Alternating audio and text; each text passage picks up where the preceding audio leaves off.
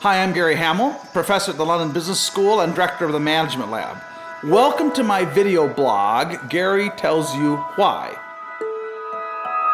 Today I want to talk about why control and freedom are not necessarily mutually exclusive. Now, most of us work in organizations that are bureaucratic at their core. Bureaucracy was invented more than 100 years ago as a way of gaining control over things, and that happened through routinization, standardization, formalization. The goal was literally to turn human beings into machines, or at least into semi-programmable robots that would be as reliable and as predictable as machines. And the famous German sociologist Max Weber, writing more than 100 years ago, he celebrated bureaucracy for its capacity to exercise imperative control over human beings. And he said bureaucracy is superior to anything else in its precision, its stability, its discipline, its reliability.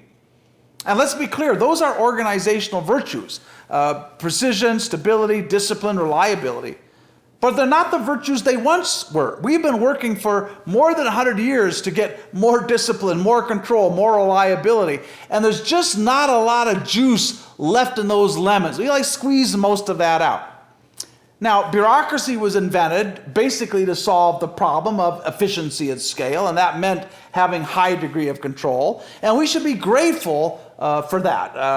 Between 1908 and 1924, the cost of an automobile, the Model T, came down from $805 to $260. That made transportation available to millions of people. You think about today with all of our electronic devices. Go back about 40 years, go back into the 1970s. And at prevailing wage rates at the time, a human being would have had to work for an entire lifetime to be able to afford 1 MIPS of processing power. That's a processor that could do 1 million instructions per second. Today, at least in the United States, it takes the average employee less than a second to earn enough money to buy 1 MIPS of processing power. And that's largely thanks to the efforts of Intel and other companies to drive enormous control into their processes, to drive costs down. I mean, think about this. The next line of microprocessors, Cannon Lake, that will be introduced later this year, they are being built at 10 nanometer tolerances. A red blood cell is 5,000 nanometers. The Ebola virus is 50 nanometers. How much control over how many variables do you need to produce something at 10 nanometer tolerances? Control is not a bad thing. It's an incredibly necessary thing. But what happens when control metastasizes, as it often does? When we're trying to get control over things that maybe didn't need to have that much control. Let me give you an example. You go around the world today, any major city, San Francisco, London, Tokyo, most of the people you meet on the street can buy an automobile. There are about 1 billion cars today in the world, not so good for the environment, but good for human mobility. 1 billion cars, so somebody makes that decision. Maybe they buy a used car, maybe they have to take a loan, but they are free to make that significant economic decision. Take that same person, put them inside of a large organization, hang an employee badge around their neck, and they cannot requisition a $250 office chair without someone's permission. How the hell does that make any sense? One of the things we know from an enormous amount of research is that when you shrink somebody's autonomy, you also shrink their capacity to innovate, you shrink their initiative, and you shrink their passion. There's a reason that only 13% of employees around the world are highly engaged in their work. And that reason is we continue, even today, to treat employees like semi-programmable robots. This has to stop. And here and there, organizations are changing this. I think of Ritz-Carlton, the leading luxury hotel chain. At Ritz-Carlton, every single associate has the permission to spend $2,000 without having to get any other approval, $2,000 to enhance a guest experience. Now, yes, they do a lot of training to make sure you spend money wisely and really only when you need to, but you don't have to ask anybody else for permission. Kathy Smith, who's the head of HR at Ritz-Carlton, says, We create the sandbox for employees, but we leave the decisions up to them. In fact, she says, you can't create unique and memorable experiences through micromanagement. I think of a plant at General Electric where they manufacture the biggest jet engines in the world. This is in Durham, North Carolina. You'll go into that facility and you will find that with 400 technical employees, they have only one plant manager. That's a span of control of 1 to 400. Could you imagine that in your organization? And those 400 employees, they meet in teams every day, but they are free to make most of the critical business decisions inside that plant in terms of production scheduling and prioritization and managing their hours. One manager for 400 employees, you can't have a lot of control in that situation. Now today, if you want to build an organization that's adaptable, that's innovative, that is inspiring, you are going to have to give people more autonomy, a lot more autonomy. People need the freedom to bend the rules, to go around channels, to experiment, to waste a little bit of time thinking about the future, to take some small risks. But typically as leaders, as managers, the idea of giving people more freedom, more autonomy is actually quite scary. Because the assumption is if you give them more freedom, discipline and focus and alignment kind of goes to hell. And behind that, there's an assumption. The assumption is this, that freedom and control are mutually exclusive. If you were kind of expressing this mathematically, you would say that freedom multiplied by control equals a constant. If one goes up, the other goes down. So today we have organizations that have all kinds of control, all kinds of rules, procedures, protocols, and so on, but very little freedom for average employees. And as companies go from being startups to mature organizations, typically they go from being fairly free to being very, very highly controlled, which is why they lose their innovation mojo. So how do we change this? If you think about control and freedom on two axes, instead of thinking of this as like mutually exclusive, how do we push that whole frontier out? How do you have an organization with high control and high freedom? Well, the secret to doing this, and I'm going to give you some examples in a minute. The secret to doing this is to be able to distinguish between what and how. Now that distinction is often key to innovation. Today I read most of my magazines using an app called Texture. I have 100 different magazines. They're downloaded automatically. I take them all with me wherever I go. So the how I read magazines has changed dramatically, but the what is still the same. I can read Fortune and Business Week and whatever you want to read there. So similarly, we have to start thinking about the technology of control. Now, control as a what is important. You can't run an organization of any size without control. The question is, how do we get it?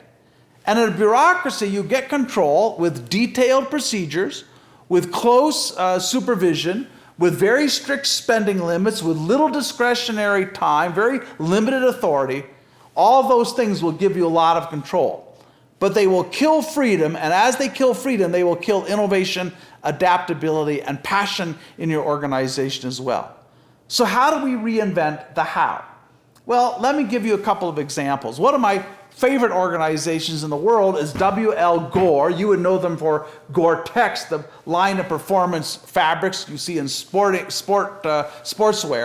But they make about 1,000 different products, from some of the world's best-selling guitar strings to membranes for fuel cells to fabrics that go into spacesuits. They have $1 billion medical materials business. This is one of the most innovative companies on the planet. But what's crazy is when you go into Gore, you also find an extraordinary degree of freedom. Employees choose their own leaders at Gore. They have a kind of company policy that every employee has the power to say no to any request. So think about, how do you run an organization where people choose and unchoose their own leaders and where everybody can say no? In fact, I was talking a while back to Terry Kelly, the CEO at Gore, and I said, Terry, when you hire a senior leader from another materials company to come work at Gore, what's the most difficult lesson they are going to have to learn? And she said, they have to learn that you can never give an order at Gore. people will just ignore you. You have to persuade, you have to bring data, you have to get them on your side, but this is not an organization in which you can use positional power. So how do you run a company making medical devices, a company that hasn't had a loss in 60 years, that has morphed from one business? How do you have that kind of discipline with that kind of freedom? Well, the secret at Gore is they get their discipline through unconventional means. I'll give you just one example. At the end of every year at Gore, every associate is given 25 names, your peers, your colleagues, and you are asked to rank those 25 individuals from 1 to 25 on the basis of how much value they created for Gore that year. So this is not the typical HR nonsense where people have, you give everybody 4.2 out of a 5-point scale. It's just one question. How much value did these people create? Now, let's suppose that you had been asked to lead a team. And at the end of the year, you realize that out of 25 individuals, you're number 7. You know your leadership capital is eroding. You better go and figure out why. So at Gore, they take those rankings, they plot them on a bell-shaped curve, and that influences dramatically your compensation. So not traditional top-down control. Nobody's reporting to a boss in a traditional way there, but that creates an enormous discipline. Somebody will come to me at Gore and say, Gary, can you help us on this project? I have the right to say no. But I know at the end of the year, those people are going to evaluate me, so it creates a pressure to be collegial. And rather than negotiating my KPIs with my boss and assuming all I have to do is meet those to get my bonus, I recognize that I am competing with at least 25 other people to create value. So I also have to be an individual entrepreneur, waking up every day saying, what else can I be doing to create value here? So there's an incredible amount of discipline and accountability to the organization and your peers, but very little formal control. Let me give you another even simpler example. This is an experiment we ran some years ago with a division of a German company. And in this company, like so many others, they had all kinds of policies governing corporate travel. You had to ask somebody's permission to take a trip, and then they told you what airline you could fly on, which hotels you could stay in, how much you could spend every day, and then they had a big bureaucracy around that to ensure compliance. Well, we said, what if we blow all of that up? What if we say you can travel any airline, any class, any time you want for business, spend as much as you like, no problem? Well, at first, obviously, people were a little bit worried about the idea, but we said, here's what we're going to do. When people come back from the trip, you still have to bring receipts. We have to have that for tax. But we're going to take all of your expenses and we're going to post them online where everybody can see them. So we did that as an experiment in this one division. Guess what? Freedom goes up. People feel much more trusted. They feel like they're seen as adults. So satisfaction, engagement goes up. Costs go down by the simple pressure of transparency to all of your peers. By the way, the people who are least happy with that solution were senior executives who weren't necessarily that keen to have all their travel costs transparent to the whole organization. So we got a lot of control there with almost no bureaucracy. So here's the bottom line. As human beings, we always have constraints on our freedom. We're always in some kind of a box. But it makes a big difference how that box is constructed. Is the box of control constructed of very tight rules and limited authority and the fear of being caught out and hierarchy? Or is that box built out of shared goals, transparency, peer-based control? If somebody comes up to you and puts you in a straitjacket, you're going to panic. It's a very uncomfortable feeling. You're deeply controlled there.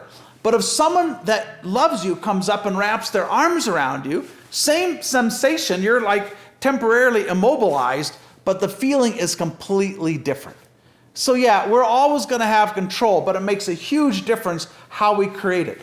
And if you want to build a company that is innovative and passion-filled and adaptable, you have to start by reinventing the technology of control. Fact is, freedom and control can coexist, and you have to find a way of making that true in your organization.